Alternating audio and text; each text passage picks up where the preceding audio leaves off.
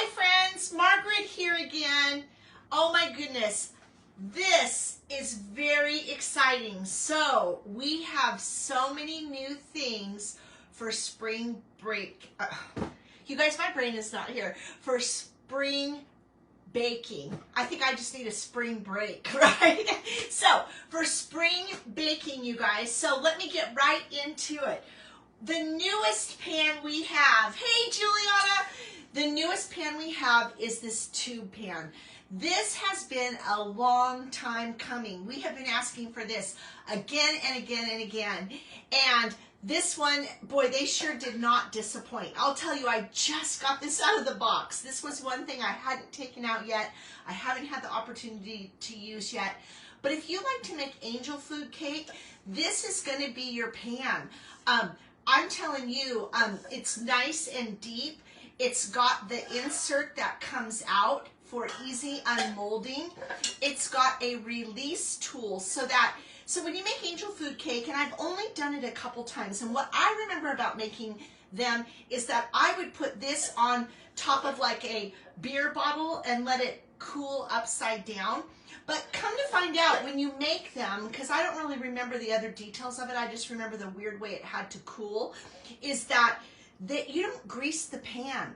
Actually, the pan works to help those cakes rise and not fall in the baking process. So they're very airy. You know, angel food cake is super light. Usually people who can't take high sugar amounts, angel food cake is okay for them.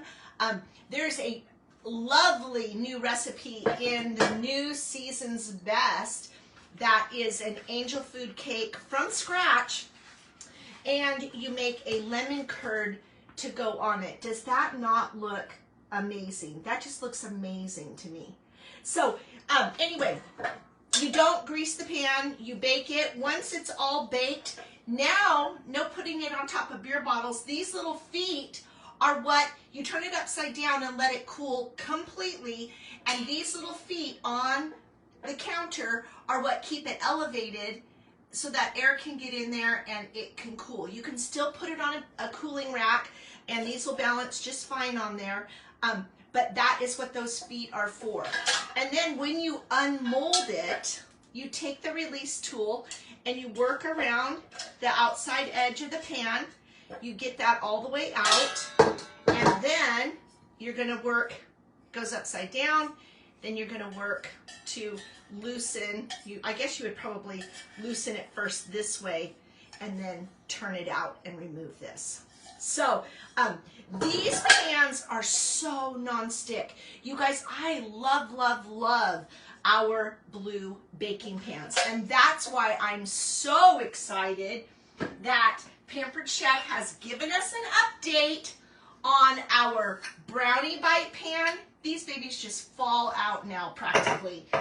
Our Brownie pan, the beloved Brownie pan, is even better than ever. And our Muffin pan. You guys, these baking pans, we have them now a square, we have a rectangle, we have these, we have a fluted one. So many choices. We have a mini loaf. Gosh, there's a ton of them. I can't even remember all of them. This is the best nonstick. They're super heavy gauge. They don't bend whatsoever. They're not going to warp or do any weird things. You'll never have to buy pans again, pretty much, unless you leave them on the stovetop and keep it going. But these are amazing. I am so excited. Plus, aren't they beautiful? Look how pretty that color is. I absolutely love it. I call it Tiffany blue, my Tiffany blue in my kitchen. It's my kitchen jewelry. So Brownie pan, Muffin pan, and the Brownie Bite pan. Now I'll tell you, the best companion tool to the Brownie Bite pan is going to be your cake tester and releaser tool, because I made brownies in here just a couple weekends ago. You just need to get a little bit of get that in the corner so you can just lift it up and it just pops right out. It's crazy. Muffins just fall out of here. It's just so nice. And then when I bake, you guys, I've told you this before and I've posted it before. I'll post it again with the recipe, but you don't want to use any sprays, no aerosol baking sprays or anything in these pans, it'll build a residue and you'll lose the nonstick. So what you want is, you can grease and flour them, but I find that to be tedious and messy. So what I do is I take equal parts. Usually I make a 1/4 cup of each at a time. 1/4 cup of flour, 1/4 cup of cooking oil, 1/4 cup of shortening. Take my hand mixer, blend it up, put it in a prep bowl, and then I just take my pastry brush and brush the inside of the pan, and it is the best baking, you know, release, the best way to see, you know, grease your pans. And then I just put the lid on that prep bowl. It goes in the fridge. It lasts for months in the fridge. I'm not a big baker. I don't bake all the time, so I always have it in there. Okay, you guys, let's move on. Oh, chocolate banana bread. We're adding it to our mixes. If you like dark chocolate, you'll love this. It takes 3 bananas and some eggs and oil. It's delicious. I am not a big dark chocolate fan, but it was really good. And how I really liked it was to slice it and then just put a little bit of peanut butter on it. So that was delicious. Chocolate banana bread with peanut butter on it. Delicious. So chocolate banana bread mix. If you are a dark chocolate and banana friend, if you're not a big banana fan, you could also do shredded zucchini and put that in here. That works really well too. So, but super easy, delicious, just like all of our mixes. This guy, if you don't have our little one is 3 tablespoons, and it has 1 tablespoon marking, 2 tablespoon marking, and then 3 is up to the lid. We now have a large stainless steel scoop, and this is 1 cup to the edge, and then each of those lines going up, the first one is a quarter cup, the second one 1/3 of a cup, middle one 1/2 cup, then 2/3 cup, and 3/4, those lines inside. And then all the way to the top is 1 cup. This is perfect for your bulk flour, rice, sugar, whatever, those kinds of things. It is dishwasher safe. It will never corrode or do anything. It's stainless. Even pet food, this would be perfect for pet food. I'm thinking about replacing all of our plastic ones for the pet food. They kind of get gross after a while. Okay, something that I think is going to be super popular is a remake of our whipped cream maker. And those of you who know about our whipped cream maker, it is fabulous. All you do, for those of you who don't know, you pour, do you see that line right there? You pour heavy whipping cream up to that line. I usually add in like a 1/2 teaspoon of vanilla and maybe a tablespoon of powdered sugar. You put this lid on, give it a turn. Now it has this vent hole because it also could pipe. So you want to make sure it's closed, and then you put it on your counter, and you just, 30 seconds later, you're going to have whipped cream. I'm not kidding you, 2 cups of whipped cream, which is more than you think. This is like a whole container of Cool Whip. You know, like the 8-ounce Cool Whip. That's how much this is. It doesn't look like that much, but you've got vertical space. So it makes wonderful whipped cream. And then you pull this off. You guys are gonna love this. This goes on, which is what makes this now a plunger. Goes back on. So it's full of whipped cream, right? Pretend it's full of whipped cream.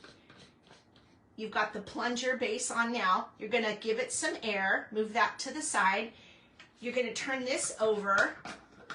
Scrape off the whipped cream. And put the piping star tip on. And guess what?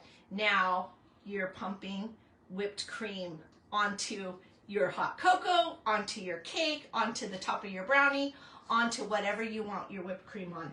And if you don't use all the whipped cream, which we mostly don't unless we have company, then you just take, pretend there's whipped cream in here still. Of course it's not going to be like this.